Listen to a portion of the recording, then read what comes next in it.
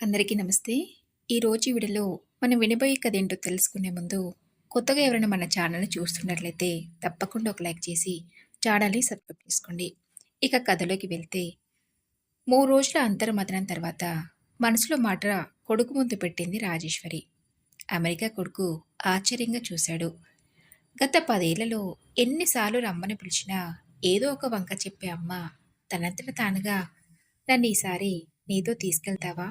కొన్నాళ్ళ నుంచి రావాలనుందిరా అనడం సంతోషంతో పాటు ఆనందాన్నిచ్చింది. నాన్న వస్తానన్నారా? అనుమానంగా అడిగాడు కొడుకు. రాజేశ్వరి తలదించుకొని నేనొక్కతినే వస్తానని ఆగి, నాకు ఇక్కడి నుంచి ఓ 2, 3 నెలలు దూరంగా వెళ్ళి ప్రశాంతంగా బతకాలనిపిస్తుందిరా. రాజేశ్వరి గొంతు వృద్ధమయ్యి కళ్ళు తడయాయి.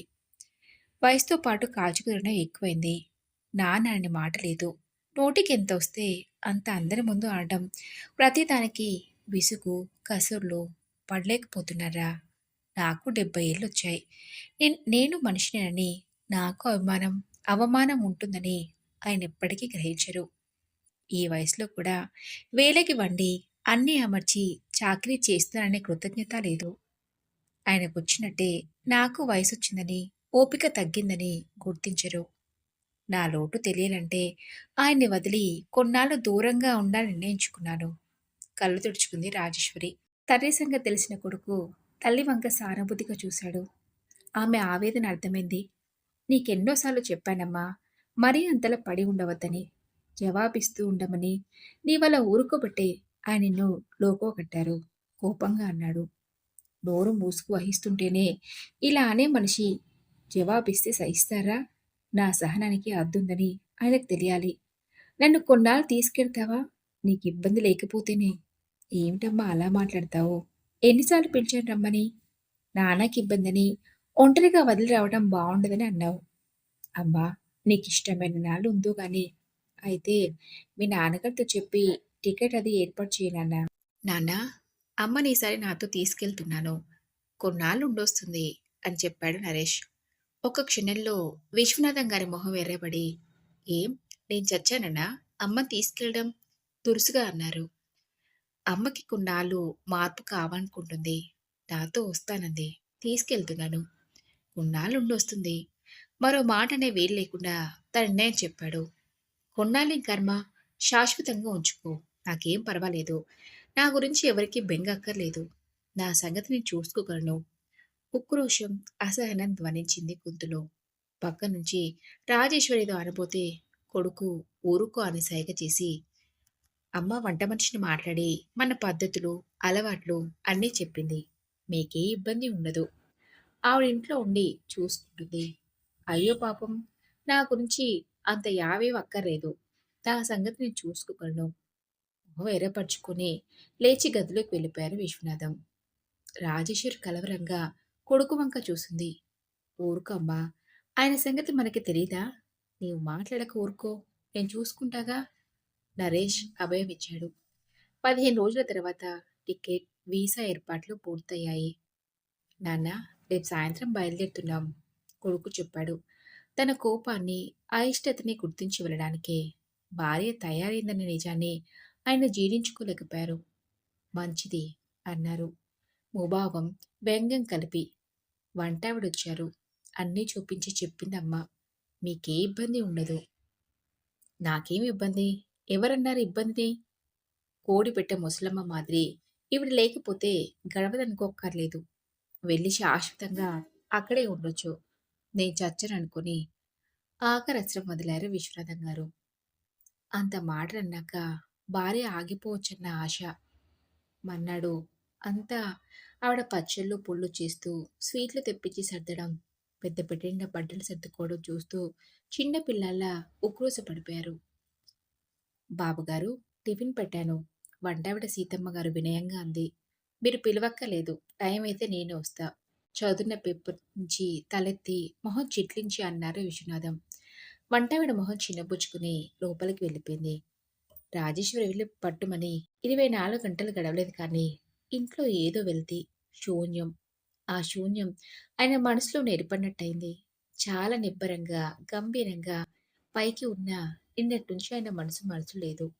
రాజేశ్వరి వెడుతూ ఏదో లాంఛనంగా చెప్పాలి కదా అన్నట్టు వెడుతున్నాను. జాగ్రత్త అని మాత్రం అంది.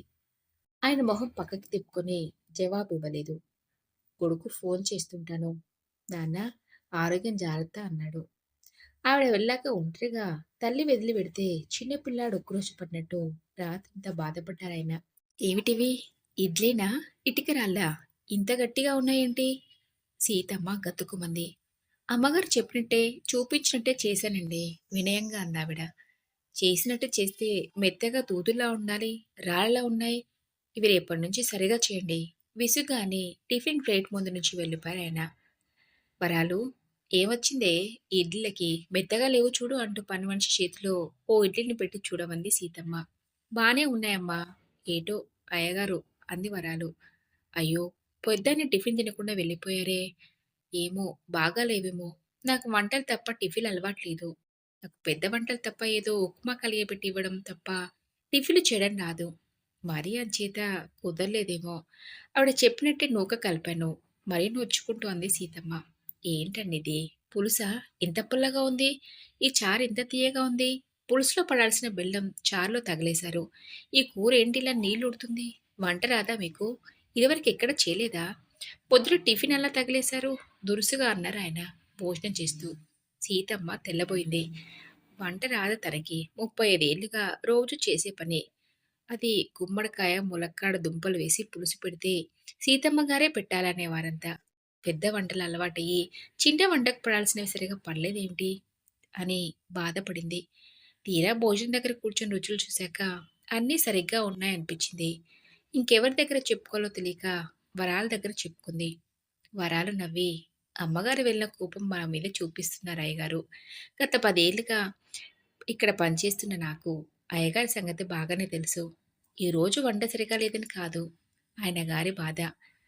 ఎంత బాగా వండినా ఏదో వంకలు పెట్టడం ఆయన గారికి అలవాటే. తేలిగ్గా తేల్చేసింది వరాలు. అంతేనంటావా? అమ్మ బాబోయ్! ఇలా వంకలు పెడితే ఎలా చేస్తాం? అంది సీతమ్మ. వరాలు లోపల నుంచి కేక. ఏంటయ్య గారు? ఏమిటిలా ఆరిన బట్టలని కుప్పల పడేసావు? మడతలు పెట్టాలని తెలీదా? మడత పెట్టి స్టాండ్ మీద పెట్టు. ఆర్డర్ వేశారు విశ్వనాథం గారు. నేనెప్పుడు ఈయనే పెడతా. అమ్మగారు మడత పెట్టేవారు. అంటే అమ్మగారు లేకపోతే నేను పెట్టుకోవాలా? వరాలకి అమ్మగారు చెప్పలేదు మర్చిపోయిందేమో అని అనుకుని కింద కూర్చొని మడతలు పెట్టింది. ఏమిటా లాల్చీ అలా మడత పెడుతున్నావు? మళ్ళీ తొడుక్కోవాలా వద్దా? అలా అడ్డంగా కాదు, నిలువుగా పెట్టు. వరాలు అయోమయంగా చూసింది. ఓ అవతలికి బట్టని మడత పెట్టడం కూడా రాదా? ఆడదానివి కాదు. వరాల్ని పొమ్మని మంచం మీద కూర్చొని ఆ 4 బట్టలు అరగంట సేపు విప్పి మడిచి షెల్ఫ్‌లో మడత పెట్టుకున్నారాయన. పెళ్ళికి ముందు తల్లి, పెళ్ళయ్యాక భార్య చాకరీ చేయడం అలవాటైన ఆయన మంచినీళ్ళు కూడా బిందెలోంచి ముంచుకు ఏనాడు తాగలేదు. బట్టలు రెడీ చేసి, స్నానానికి నీళ్లు తొలిపి, టిఫిన్, భోజనాలు రెడీ చేసి, వేళకన్నీ అమర్చిపెట్టే భార్య, మగాడంటే చేయించుకోవడం తప్ప చేసే జాతి కాదని ఆయన విశ్వాసం. అది ఆయనకి ఆ ఇంట్లో అబ్బిన సంస్కారం. తల్లి ఏనాడు వంటింటి గడప దాటిన మహా ఇల్లాలు. ఆవిడ ఆయనకి ఆదర్శం. దానికి తోడు పెళ్లి కాగానే తండ్రి చేసిన నీతి బోధ, పెళ్ళై భార్య కాపురానికొచ్చిన కొత్తలో పెళ్ళాం మోసులో నూతిలో నీళ్లు తోడడం అలవాట్లేని భార్యకి నీళ్లు తోడు పెడుతున్న కొడుకుని చూసి పిచ్చి సన్నాసి. కొత్త పెళ్ళాం మోసులో వదిలేస్తే రేపటి నుంచి నీళ్ళే తోడిస్తుందో, వాకిళ్ళు తుడిపిస్తుందో ఆడ ఆడంగి విధవల వీడు పనులు చేసి వంశగౌరవం మంట కలిపేస్తాడేమో అని అనిపించి కొడుక్కి హితబోధ చేశాడు. ఒరే బాబీ! ఈ ఆడోళ్ళున్నారు చూసావా? వెంట్రుక వాసన దారిచ్చావో, ఆ వెంట్రుక పట్టుకొని తలపైకెక్కి కూర్చుని నీ జుట్టు పట్టి ఆడిస్తారు. జాగ్రత్త! అలాంటి పొరపాటు చేయకు. ఇక్కడ ఉండాల్సిన వారిని అక్కడ ఉంచితేనే మనకి లొంగుతారు అని అన్న మాటలు కొడుకు బుర్రలో బాగానే దూరాయి. తండ్రి తల్లి మీద అధికారం చెలాయిస్తూ చేయించుకునే పనులు చూసి మగాడంటే అలాగే ఉండాలని నమ్మకం కలిగింది. దానికి తోడు రాజేశ్వరి పట్నం పిల్ల. స్కూల్ ఫైనల్ చదివింది. కాన్వెంట్‌లో చదవడం వల్ల ఇంగ్లీష్ బాగా మాట్లాడేది. పేపర్లు, పుస్తకాలు తెగ చదివేది. తల్లిలా వంటింట్లోనే ఇప్పుడు ఉండకుండా పనులయ్యాక నీట్‌గా తయారయ్యేది. ఇల్లు పొందికగా సర్దడం, ఆవిడ కట్టు, బొట్టు, మాట మంతిలో ఆధునికత కనిపించేది. మనసులో భావాలు స్వేచ్ఛగా, చనువుగా వ్యక్తీకరించేది. తనకు నచ్చనిది వాదన చేసి, తప్పొప్పులు చర్చించి ఒప్పించాలని ప్రయత్నించేది. ఇవన్నీ చూసి ఆవిడ ధోరణి గుర్తించి, అమ్మో! తండ్రి చెప్పింది నిజం అనిపిస్తే అలసిస్తే తను లెక్క చేయదు. మొక్కగానే వంచి అదుపులో, ఆజ్ఞల్లో ఉంచాలని నిర్ణయించుకున్నారాయన. ఆవిడ చెప్పింది ఒప్పుకోకుండా, మగాడి మాట ఆడది వినాల్సిందే. ఆడది వంటింటి వరకే పరిమితమన్న విషయాన్ని ఆవిడకి వంట పట్టించేందుకు కాస్త ఇబ్బంది అయిందాయనకి. మొగుడైన దానికి, కాని దానికి కాలు దువ్వినట్టు ఎందుకు మాట్లాడతాడో కసిరి చెప్పడం, అథారిటీ చేసి పనులు చేయించుకోవడం, ఎందుకు సౌమ్యంగా చెప్పరాదా అని బాధపడేది. ఆ మాటంటే నోరు మూసుకోమని, అతి తెలివి నా దగ్గర కాదని ఎగిరే భర్త మనస్తత్వం ఆమెకి అర్థమయ్యేది కాదు. నొచ్చుకునేది. వాదిస్తే మరింత కోప్పడిన రోజులు, తడబడి మాట్లాడకుండా సాధించే భర్తను చూసి బాధపడేది. కొన్నాళ్ళు ఇలా జరిగాక భర్తని మార్చుకోలేక, అందులో చిన్నపోవడం ఇష్టం లేక, ముభావంగా తన పనులు తను చేసుకోవడం అలవర్చుకుంది. ఉద్యోగానికి, వేరింటి కాపురానికి వచ్చిన ఓ అచ్చటా ముచ్చట లేకుండా గంభీరంగా ఉండే భర్తను చూసి అతని మనస్తత్వం అంతే అని సర్ది పెట్టుకుని సర్దుకుపోవడం అలవాటు చేసుకుంది. పిల్లలు పుట్టారు, పెరిగారు, వెళ్ళారు. మళ్ళీ ఇద్దరే మిగిలిన మనసులో మాట స్వేచ్ఛగా ఏనాడు చెప్పుకోలేక ఒంటరితనమే అనుభవించింది. తన పని, తన పూజ, మొక్కలు, పుస్తకాలు, పాటలు వినడం తన కాలక్షేపంగా చేసుకుంది. భార్యని చెప్పు చేతిలో ఉంచుకున్నాడని సాధించాలనుకున్నారు తప్ప, కాపురంలో తను కోల్పోయిందేంటో ఆయన గ్రహించుకోలేదు. వయసు మీద పడి రిటైర్డ్ అయ్యి ఇంట్లో కూర్చోవడం ఆరంభించాక ఆయన చిరాకులు, సాధింపులు, కసుర్లు ఎక్కువయ్యి రాజేశ్వరికి భరించలేని నైరాస్యం, విరక్తి, భర్త అంటే ద్వేషం మరింత పెరిగి ఆ పరిసరాల నుంచి, ఆ వాతావరణం నుంచి ఉండాలైనా దూరంగా ప్రశాంతంగా బ్రతకాలన్న ఆలోచనకొచ్చింది. దూరంగా వెడితే విలువ తెలుస్తుంది అని కొడుకుతో ప్రయాణం పెట్టుకుంది. వరాలు, అమ్మ బాబోయ్!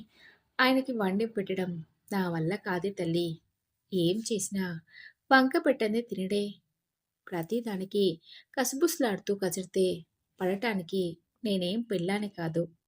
ఏదో ఓ నెల 2 నెలలంటే పని లేకుండా విశ్రాంతిగా ఉండొచ్చు. జీతం ఎక్కువ ఇస్తారని ఒప్పుకున్నాను.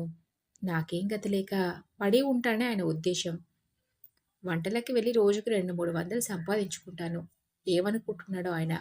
నా వంటలకు వంకలు పెడతారేంటి? ఇన్ని శుభకార్యాలకి వండిన దాన్ని. సీతమ్మ గింజుకుని ఉక్రోషంగా అంది. ఆయన అంతేనమ్మా.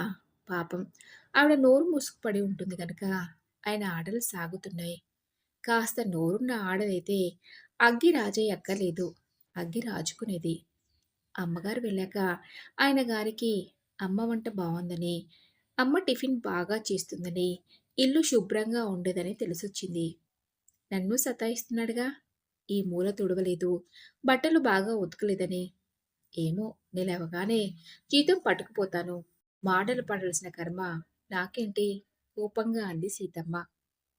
అమెరికాలో కొడుకింటికొచ్చాక నిజంగా రాజేశ్వరికి శారీరకంగా, మానసికంగా మంచి విశ్రాంతి దొరికినట్టు చాలా హాయిగా, ఆనందంగా ఉంది.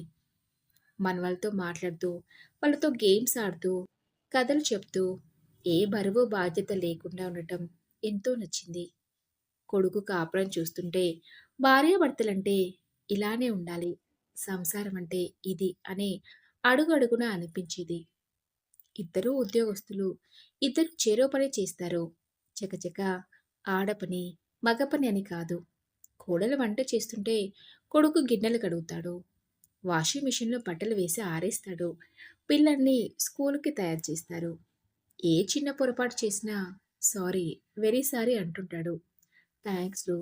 సరే, కోడలు వినోదిని అంతే. ఏదన్నా మర్చిపోతే, అయ్యో! సారీ మర్చిపోయాను అంటుంది. ఫర్గెట్ ఇట్ అంటాడు కొడుకు. వంటలో ఏదైనా లేదంటే నవ్వుతూ హాస్యంగా చెప్తాడు. అయ్యో! సారీ అంటుంది ఆ అమ్మాయి. ఒక పూట ఏ ఉప్పో, కారమో ఎక్కువైతే కావాలని చేసినట్టు తెప్పే భర్తతో కొడుకును పోల్చుకోలేకుండా ఉండలేకపోయింది. పోనీ కొడుక్కి తండ్రి వారసత్వం రాలేదు. కోడలు అదృష్టవంతురాలనుకుంది. రాత్రంతా డైనింగ్ టేబుల్ దగ్గర ఎన్నో కబుర్లు చెప్పుకుంటూ భోంచేస్తారు.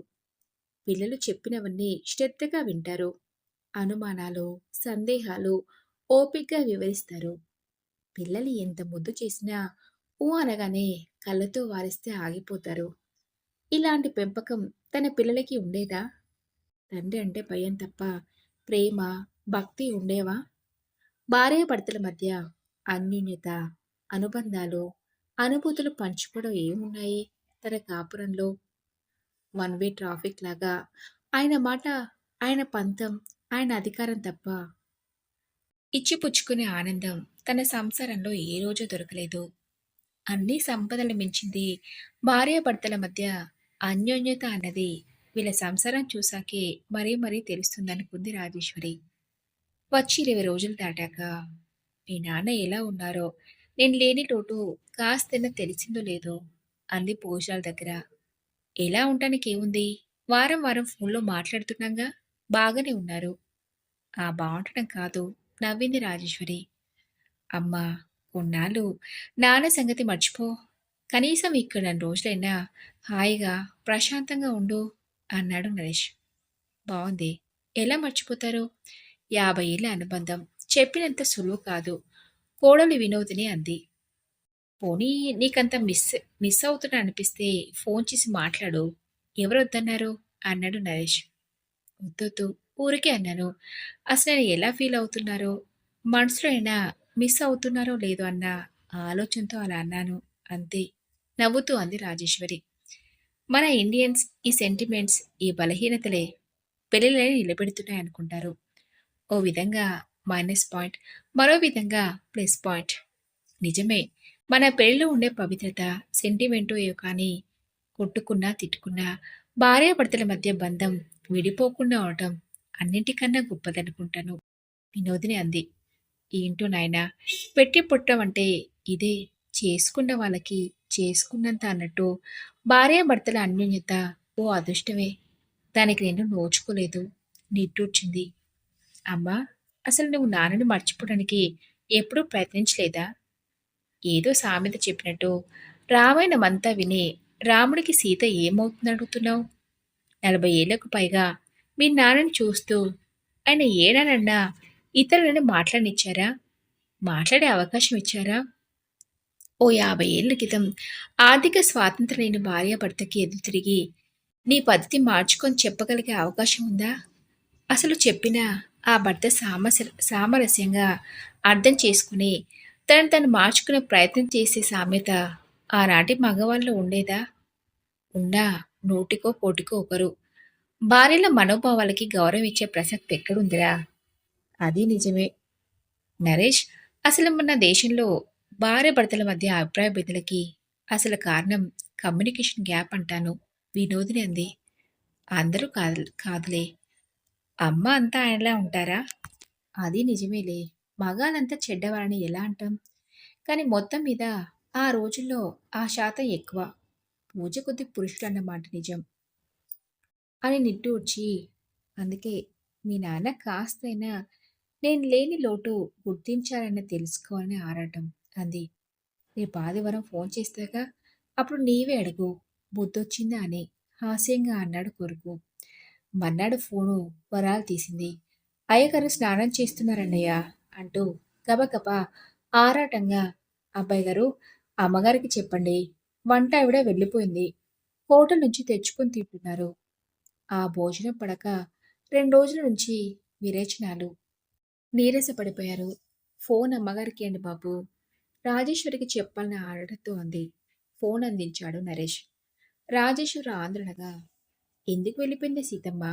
వచ్చే వరకు ఉండమని మరీ మరీ చెప్పాను కదా. ఎందుకేటమ్మా?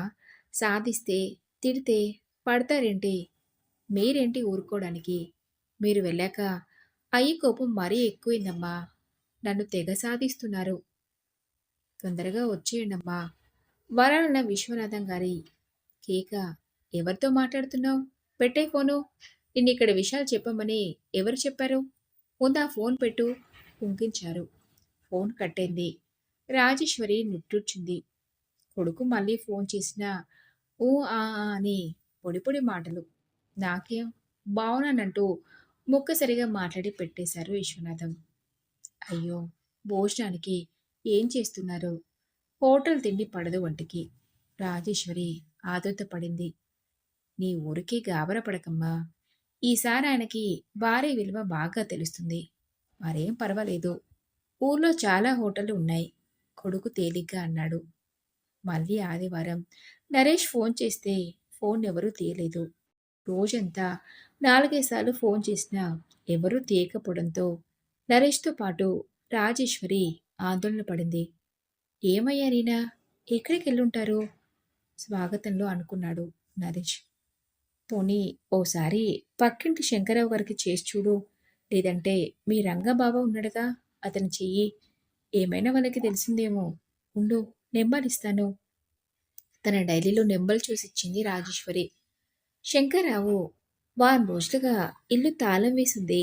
ఎక్కడికి వెళ్లారో ఏమీ చెప్పలేదు అని చెప్పాడు. రంగనడిగితే అంకుల్ వారం రోజుల క్రితం వచ్చి వంట మనిషి కావాలి చూసి పెట్టమన్నారు. చూసి కుదిర్చి చెప్తానన్నాను. ఇంకా ఎవరూ దొరకలేదని ఫోన్ చేయలేదు. మరి ఈలోగా ఎక్కడికి వెళ్లారో ఏమీ చెప్పలేదు అన్నాడు. రాజేశ్వరి కలవరపడింది. ఉండు ఇందాకేమైనా ఫోన్ చేశారేమో అడుగుతానంటూ టేట్రాయ్లో ఉన్న చెరడికి ఫోన్ చేశాడు నరేష్. జరిగింది చెప్పాడు. ఏమిటో అన్నయ్య, అమ్మ చేసిన పని బాగోలేదు. ఈ వయసులో అన్నీ ఇలా ఒంటరికి వదిలి రావడం ఏంటి? ఇన్నేళ్లుగా భరించిన ఆవిడ ఈ ఆఖరి రోజులో ఆయనలో మార్పు వస్తుందనుకుందా? నాన్న నాకేమీ ఫోన్ చేయలేదు మరి అంది. నాన్నేంటోరా నాకు గాబరాగా ఉంది. ఈ పెద్ద మనిషి ఏమయ్యారో? ఆరోగ్యం సరిగా లేక ఏ ఆసుపత్రిలోనన్నా చేరలేదు కదా! నాకు టికెట్ కొనేరా బాబూ. ఏదైనా కాంతి జరిగితే లోకం నింద నా మీద వేస్తుంది అంది అపరాధ భావంతో. కొడుక్కి ఏమానాలో తెలియక తల ఊపాడు. ఆదివారం ఉదయం 10 గంటల వేళ అంతా సావకాశంగా డైనింగ్ టేబుల్ దగ్గర దోసలు తింటుండగా కారు చప్పుడు. ఆ వెనక ఇందుమతి గొంతు వినిపించింది.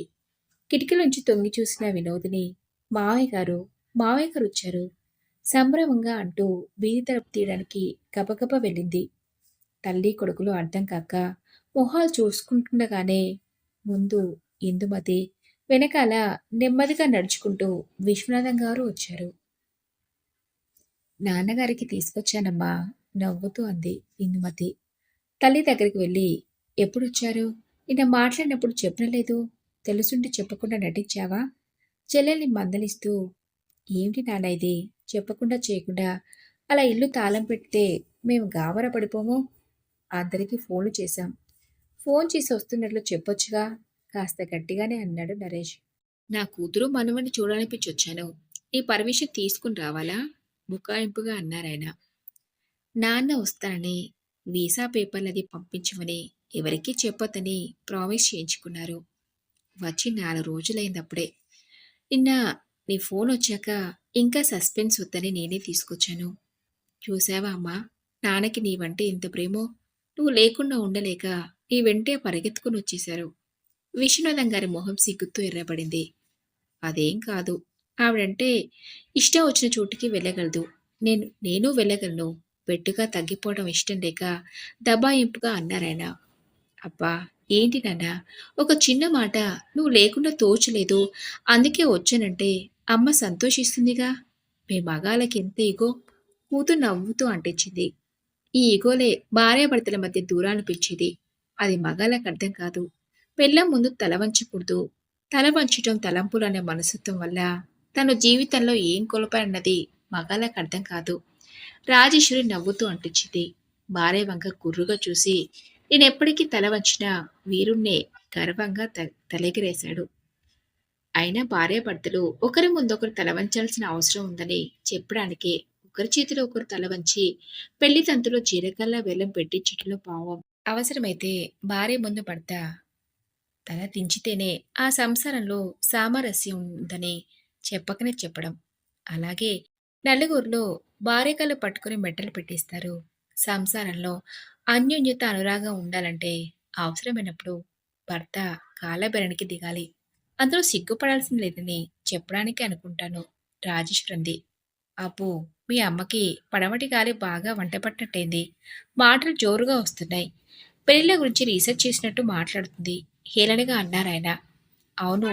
ఇన్నాళ్ళు నోరిప్పకపోవడమే నేను చేసిన పెద్ద తప్పని ఇక్కడికొచ్చాకే బాగా అర్థమైంది. ఆడది నోరిప్పితే తిరుగుబాటు ధోరణి ఇలాగే కనిపిస్తుంది మగాడికి.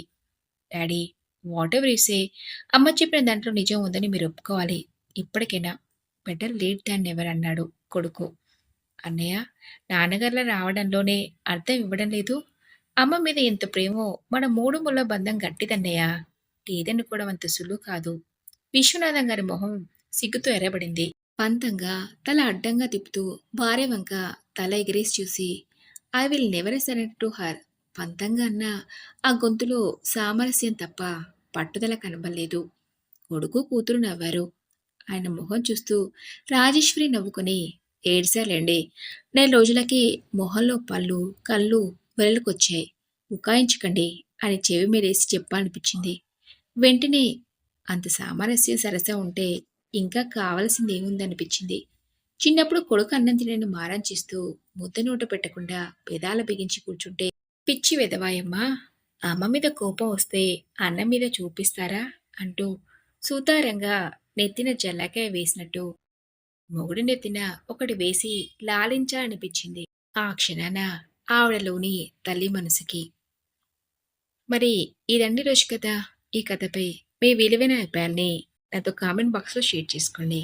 అలాగే ఈ కథ మీకు నచ్చితే తప్పకుండా ఒక లైక్ చేసి ఛానల్ని సబ్స్క్రైబ్ చేసుకోండి. మరొక మంచి కథతో మళ్ళీ కలుసుకుందాం.